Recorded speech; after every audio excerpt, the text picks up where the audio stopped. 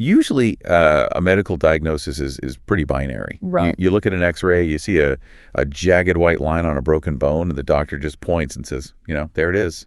Yeah, it's clean, it's visible. Exactly. And as human beings, I mean, we find that incredibly comforting. We like to categorize things really neatly into broken or not broken. We do. But welcome back, learner, to another deep dive, where today we are looking at an X-ray of Hollywood, and the picture is just completely shattered. Oh, yeah. You are stepping into the machinery of extreme fame today. And that diagnostic landscape of human behavior, it is incredibly murky. Or very. We're sifting through a massive stack of recent industry reports, insider leaks, and some public statements. And I want to be really clear right up front. We are navigating a lot of unverified claims today. Right. That's important to state. Yeah. Our mission isn't to play judge or jury or, tabloid detective. We really want to look past the glossy, curated headlines and examine the hidden mechanics. The machine. Right.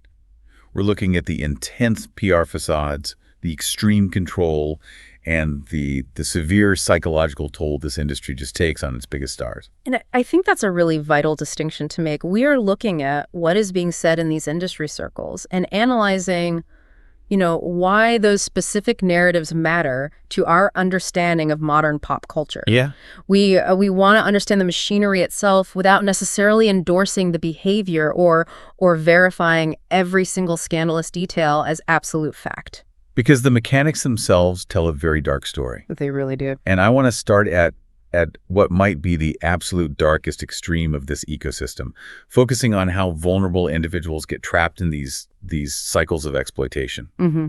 So let's look at the tragic case of Hayden Panettiere, who passed away at just 36, and the ongoing investigation into her final years. It's so sad. It is. The leaks circulating right now, they're bringing up some deeply disturbing claims about what the entertainment industry refers to as yachting. Right.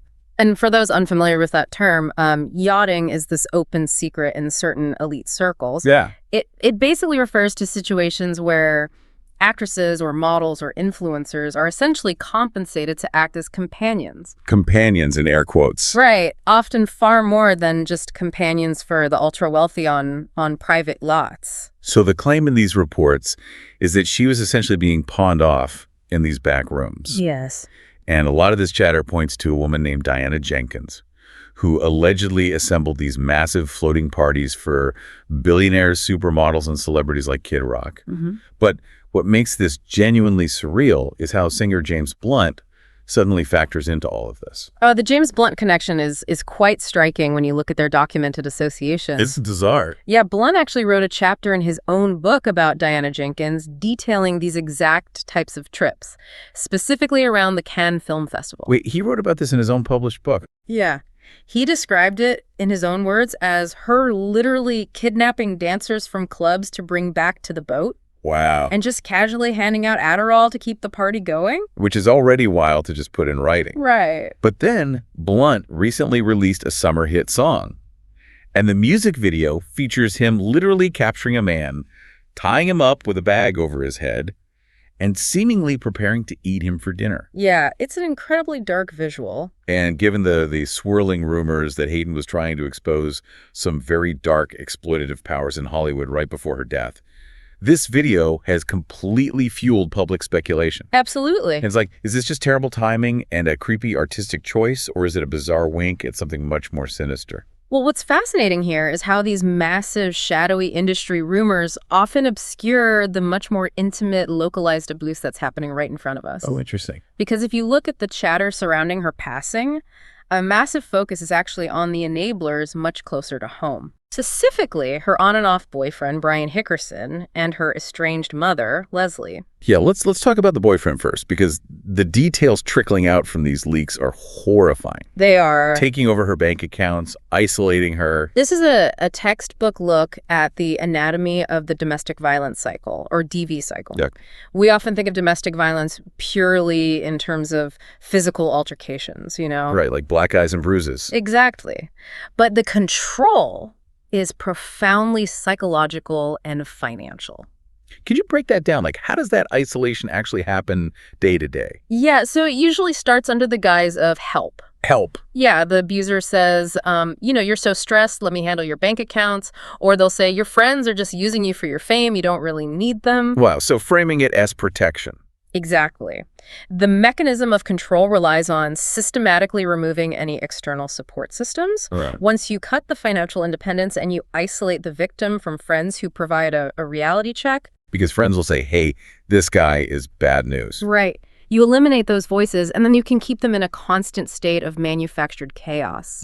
They become entirely dependent on the abuser for their version of reality. It's a gilded cage. Yes. And what's so tragic about the Hollywood child star ecosystem is that the enforcers of this cage, like the managers, the boyfriends, the parents, they are the very people socially designated to be their protectors.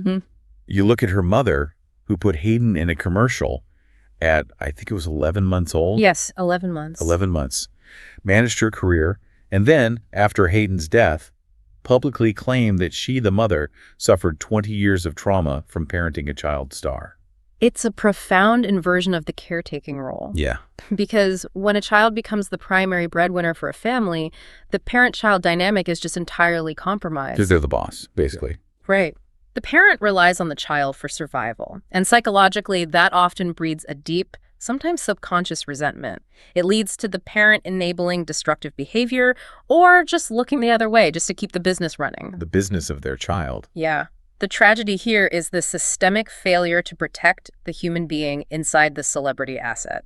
And seeing these people purely as corporate assets is a theme that runs so deep in these reports. Oh, absolutely. This instinct to prioritize the brand over the biological reality of the person, it bleeds into how wellness and authenticity are aggressively packaged for corporate gain. Yes.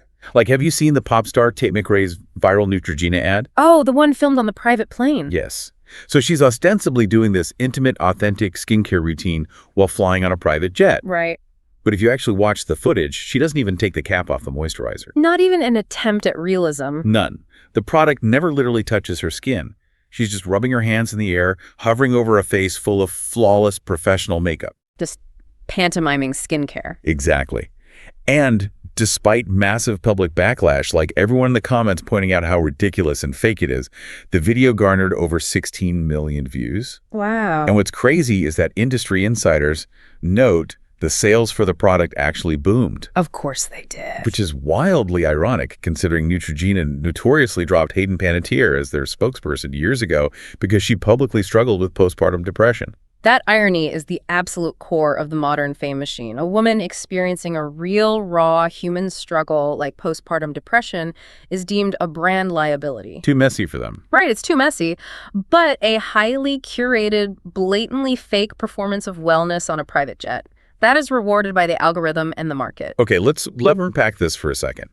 Are we holding celebrities to impossible standards of authenticity, or are we just witnessing blatant consumer fraud disguised as mental health advocacy? I think we are witnessing the total commodification of authenticity. The audience doesn't actually demand reality anymore. They demand the aesthetic of reality. The vibe of it. Exactly. They want the behind-the-scenes look, the get ready with me vibe, even if they know it's completely fabricated. And you hit the nail on the head regarding mental health advocacy, because this commodification extends deeply into that space, too. Just look at the situation with Selena Gomez. Oh, this is a fascinating one from this stack of reports. Selena Gomez is currently facing a $1.2 million lawsuit from investors over her mental health company, Wondermind. Right. The investors are claiming they were totally misled about the company's finances, its internal infrastructure, and Selena's actual day-to-day involvement in the marketing. Now, for someone of her extreme billionaire-level wealth, $1.2 million is practically pocket change. It's nothing to her. She could easily just write a check, settle it, and make the bad PR go away quietly. But she didn't. Exactly, she didn't. Instead, she hired high-profile lawyer Matthew Rosengart. Yeah. For context, this is the powerhouse attorney who helped free Britney Spears from her conservatorship. The heavy hitter. Right. Selena hired him to aggressively fight this lawsuit. Yeah. And the insider leaks suggest she's doing this specifically to let her co-defendant mother, Mandy Teefey, face the absolute consequences of allegedly mismanaging the company. It's a perfect collision of venture capital expectations and deep familial dysfunction. Yeah. When you put family members in charge of corporate entities, especially in a space as sensitive and optics-driven as mental health, you're essentially monetizing your family dynamic. And if that dynamic is toxic, the company becomes toxic. Precisely. If that underlying relationship is broken, the corporate structure inevitably breaks with it. Silicon Valley investors, they expect a functioning machine with clean metrics and deliverables. Sure. But what they allegedly got was the messy, unresolved reality of a complicated mother-daughter relationship playing out on a multi-million-dollar stage. Right. So, Selena, using a shark like Rosengart isn't just about the money. It's a legal boundary being drawn in a personal relationship. It's fascinating. Yep. But this need for absolute control, like drawing these intense boundaries to manage the corporate narrative, it doesn't just stop at business. No, it doesn't. It bleeds into how they structure their personal romantic lives, creating this bizarre bubble that's just completely disconnected from everyday reality. Yeah. For instance, the industry chatter is currently labeling model Lori Harvey's recent dating pivot as a literal recession indicator. A recession indicator. Okay, explain the economics of that for the listener, because it's a fascinating concept. Well, she famously dated highly visible actors and musicians for years. Right, A-listers. High status, sure, but their wealth fluctuates with their relevance. Recently, however, she's been spotted traveling the world with Henry Jr. Okay. He is the heir to LVMH, and for those who don't know, LVMH is the massive luxury empire behind brands like Louis Vuitton, Dior, Givenchy. The absolute top tier. He is essentially royalty in the billionaire class. So the industry joke, which is actually rooted in some real sociology, is that when A-list celebrities stop dating artists and start seeking the absolute ironclad financial security of generational billionaires, you know the broader economy is getting shaky. It makes complete sense from a sociological standpoint. It is extreme risk mitigation. Yeah. When you exist in an ecosystem where your status is your only currency, absolute financial security becomes the ultimate shield. It protects you against public cancellation, industry downturns, or just shifts in cultural relevance. Right, because a hit song fades, but LVMH money is structural winning. Exactly. And speaking of prioritizing status over everything else, we have Jordan Woods marrying NBA star Karl Anthony Towns. Oh, right. They just had this massive, elaborate outdoor wedding. It was incredibly influencer-heavy. Kylie Jenner was there, Timothée Chalamet, the whole elite crowd. Very curated. Highly curated.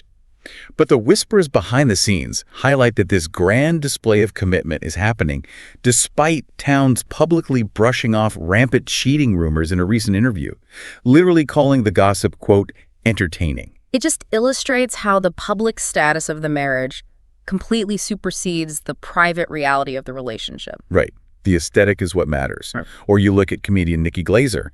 She recently changed representation to WME, which is one of the most powerful talent agencies on the planet, simply because Kim Kardashian gave her some life-changing advice. Okay. But simultaneously, Glaser is going on podcasts freely admitting to having a hot husband fetish. Oh, what? A hot husband fetish, meaning she actively enjoys the idea of her partner being intimate with other people while she remains entirely loyal. If we connect this to the bigger picture, extreme wealth and elite status allow for the absolute micromanagement of one's reality. Yeah. When you have unlimited resources, you don't have to compromise with the friction of the real world. Think about normal societal expectations regarding fidelity or marriage or career paths. Most people have to compromise. Exactly. Elite status removes that friction. You can simply construct a reality that accommodates your specific hyper-niche desires, no matter how unconventional they might be. But nowhere is that micromanagement more disturbing than what we're seeing with Khloe Kardashian right now. Oh, this one is tough. According to her own public statements, she had her cats declawed. Yeah. And for anyone listening who thinks that's just a fancy nail trim, it is not. No, it is not. It is an illegal amputation in many states. What? They surgically remove the first joint of the cat's toes. It's agonizing for the animal. It causes chronic pain. Exactly, and severe behavioral issues. Okay. They start avoiding the litter box because it physically hurts their paws to dig in the sand. Right. And because they no longer have their primary defense mechanism, they're incredibly vulnerable. So Khloe's solution, she put air tags on them so they can't escape her massive mansion. This is so controlling. But it gets weirder.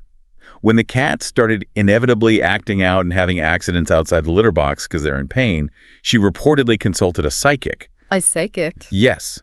And this psychic bizarrely told her She just needed to buy the cats a pink litter box to fix their aura or whatever. The level of detachment from natural consequences there is just staggering.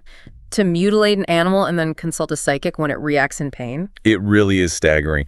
But honestly, it's the perfect, albeit tragic, metaphor for the broader Hollywood instinct that we're seeing in all these reports. How so? You surgically remove anything that is natural or inconvenient just to maintain a pristine aesthetic, like not wanting your ridiculously expensive furniture scratched. Right. And in doing so, you completely ignore the hidden structural pain required to maintain that perfect image. Then, when the living creature naturally reacts to that trauma, you treat it as a mystical problem for a psychic to solve, rather than confronting the ugly reality of what you've actually done. It's a complete failure to recognize the autonomy of anything outside of their immediate control. Yeah. They view pets, relationships, and sometimes even themselves merely as set dressing. And maintaining that level of absolute unyielding control requires an immense amount of psychological energy. Which brings us to the inevitable breaking point. Because what happens when the pressure of this meticulously maintained, hyper-controlled bubble finally becomes too much? Right. It has to pop eventually. According to the insider chatter we're reviewing, stars either unravel completely in public or, bizarrely, they attempt to physically erase and replace themselves.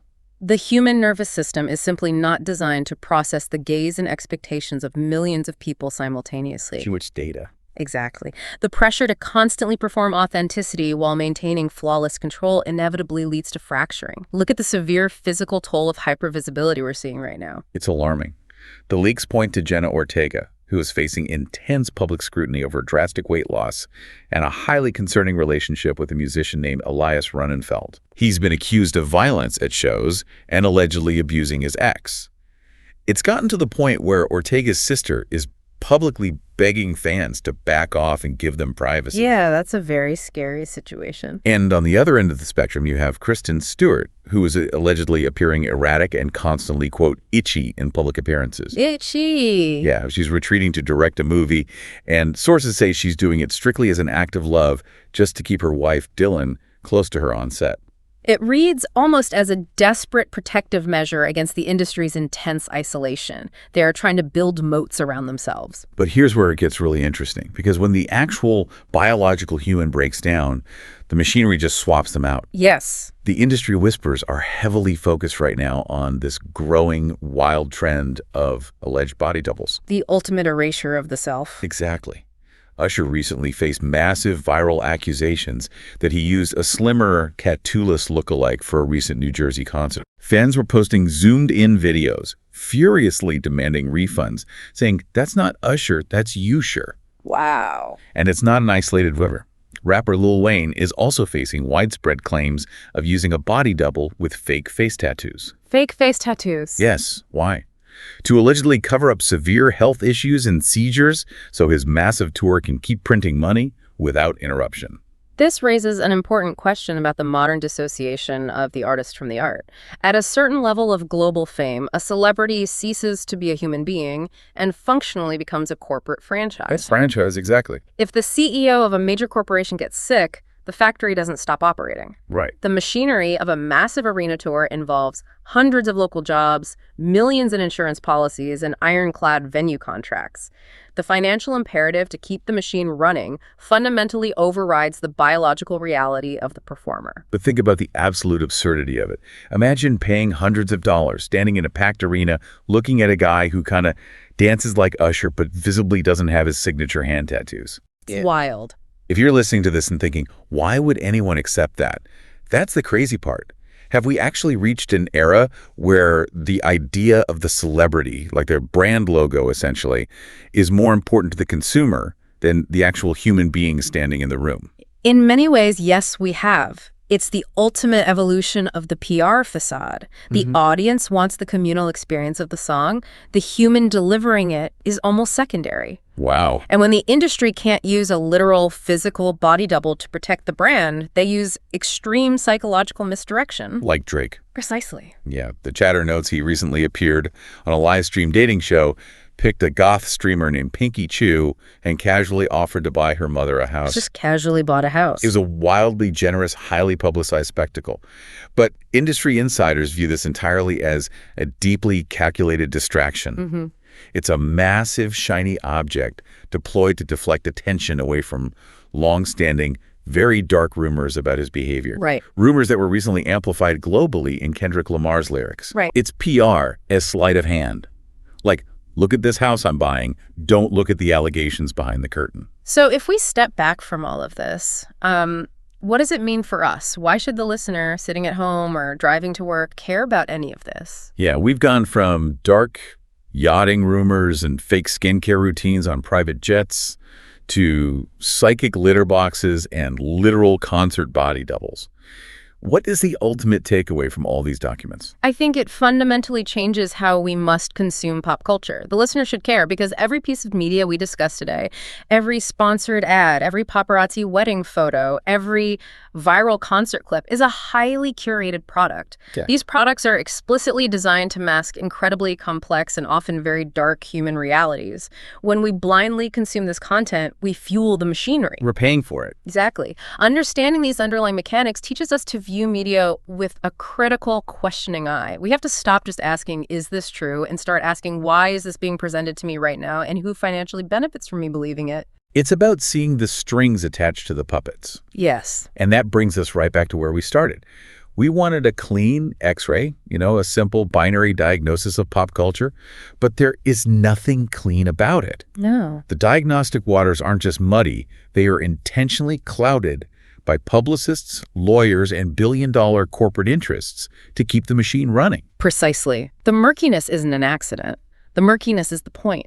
It provides the necessary cover for the machinery to operate. Which leaves me with one final thought for everyone to mull over.